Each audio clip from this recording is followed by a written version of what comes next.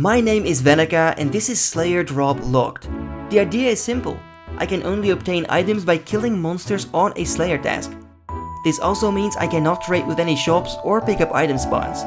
For a full list of the rules and restrictions, check out the description of the video.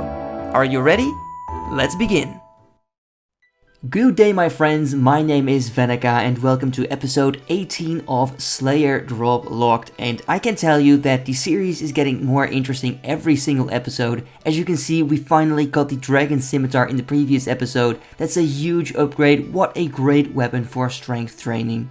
So in the previous episode I was focusing specifically on wilderness bosses to see if we could get some nice drops from them. In this episode I don't want to do Wildy Slayer all the time. I want to go for 50 tasks in a row to get some nice points and then move on to other Slayer Masters again.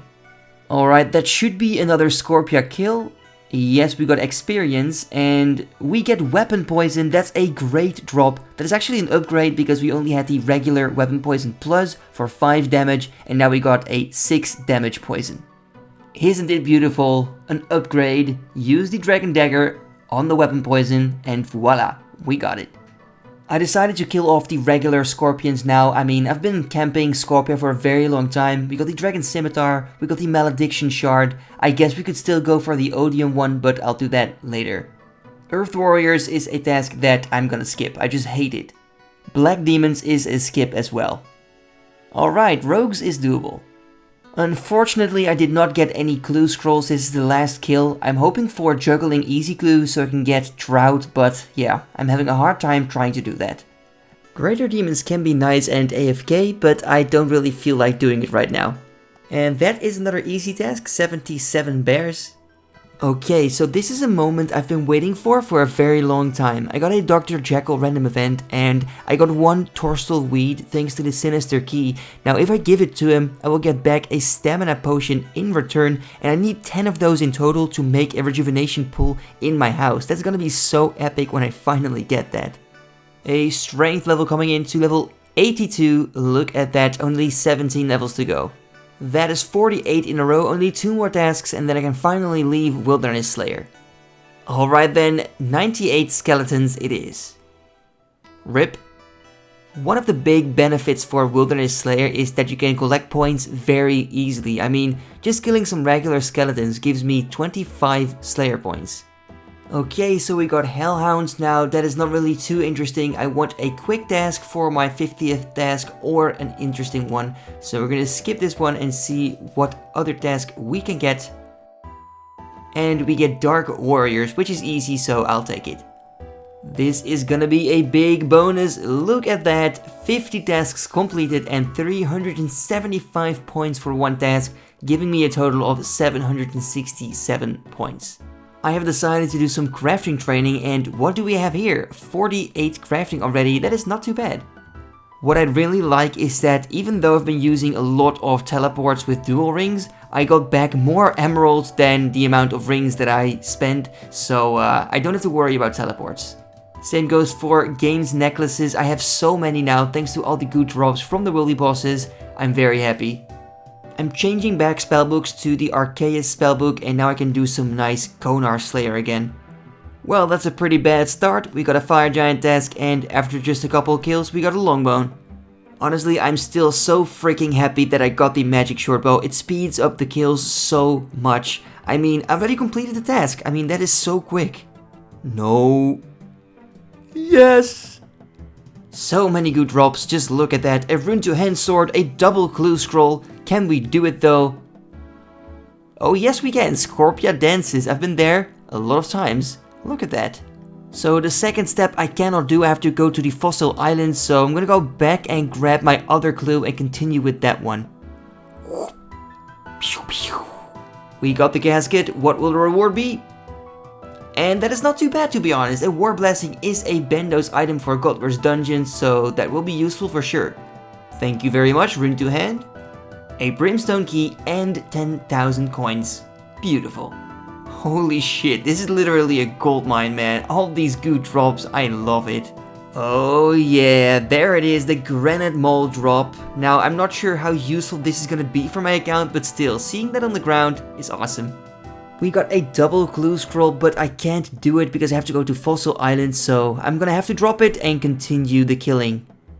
At this point, I'm really getting Swamplanetics vibes, man. Look at that. 3 clue scrolls. What is this? Well, it is impossible to complete, I just realized. There we go, another Brimstone key. Oh shit.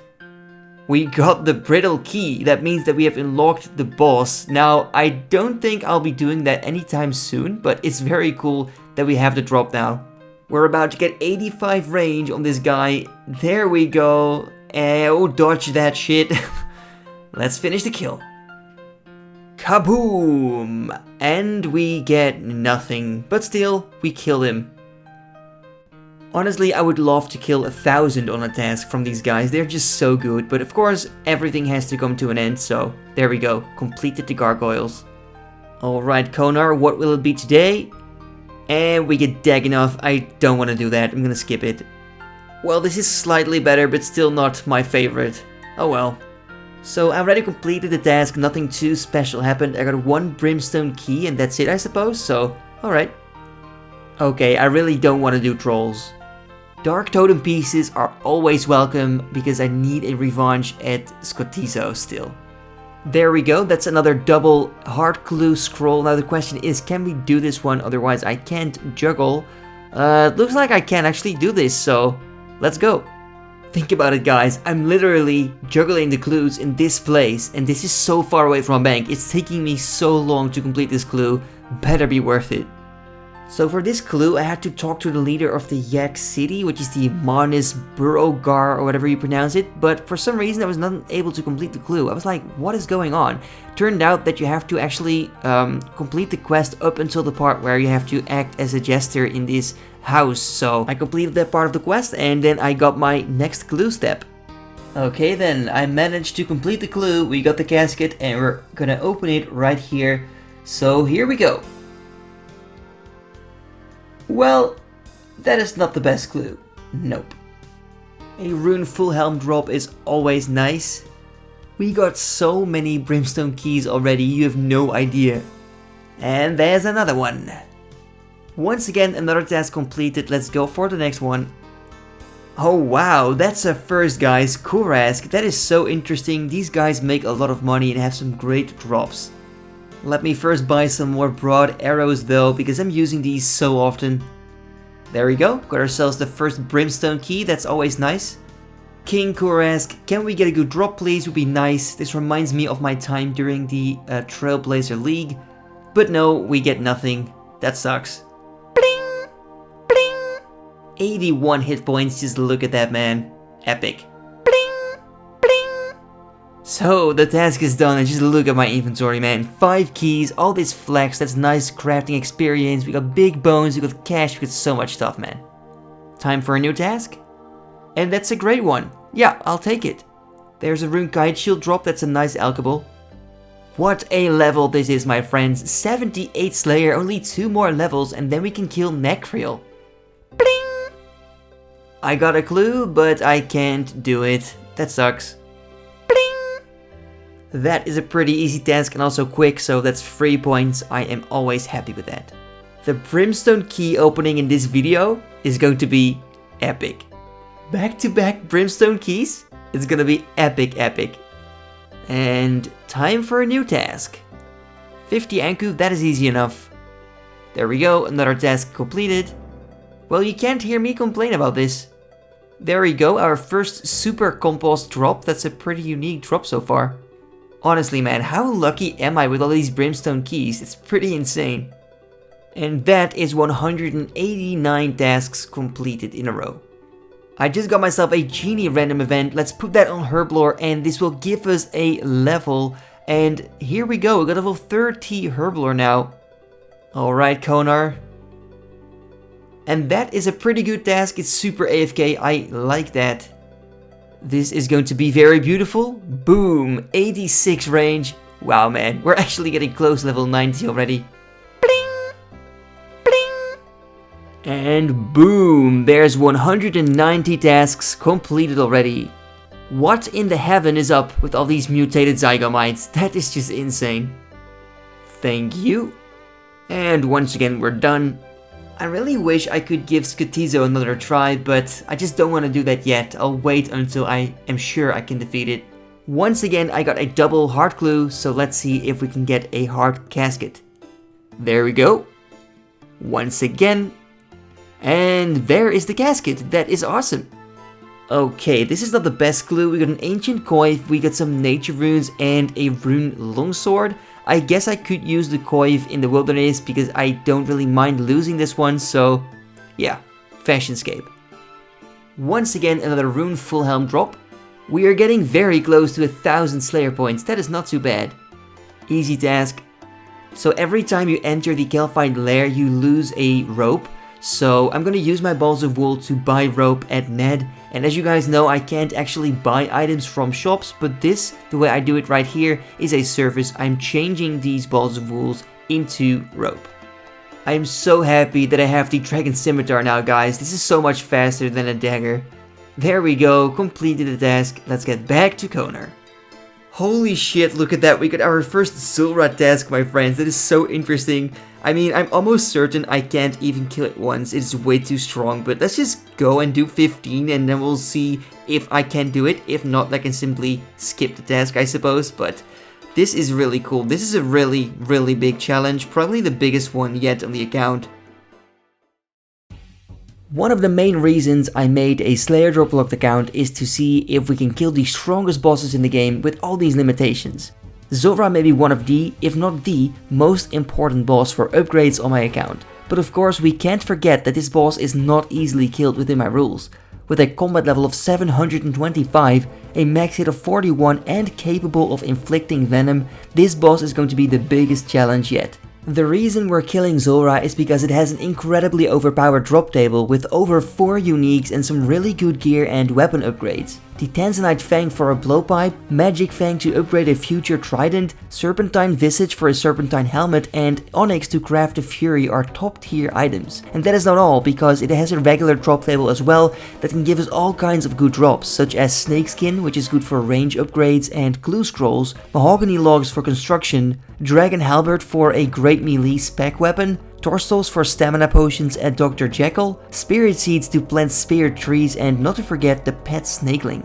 Okay, so now we know how strong Zulrah is and how good the drops are, but we have another problem. We're gonna need loads and loads of anti-poison because Zulrah can deal high amounts of venom damage.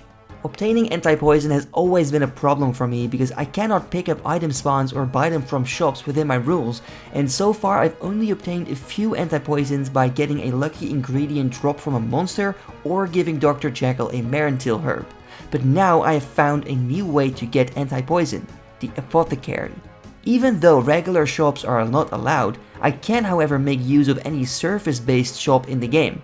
I can, for example, take my logs to the sawmill to make planks for construction, or go to the hide tanner to make hides for crafting. Now, buying a 4-dose anti-poison from the apothecary requires 4 coins, a limpet root, and Kadava berries. The coins and the limpet root are pretty easy to obtain. However, the berries have to be harvested through farming and I don't have the required level yet. This means I'm gonna have to focus on my skills for a bit, and once I'm finally ready with this, I can try to take on Zulrah for the first time. So before we're actually gonna go and kill Zulrah, I want to use all my resources in the bank. So we're gonna train prayer with all the high level bones that we got, maybe even use some unsold heads. I wanna train some cooking, I wanna train my herb lore, farming to make potions to prepare and all that kind of stuff. And of course what we shouldn't forget is that we still have a lot of keys in the bank. Where do I have them? Let me see. Here we have 27 Brimstone keys, which gives us a lot of resources, Laren's keys, and even grubby keys that we can use by training our thieving and then opening the chest, and many more things that we can do. So let's focus on that first, and once we have finished all that, we're gonna go and take on Zulrah.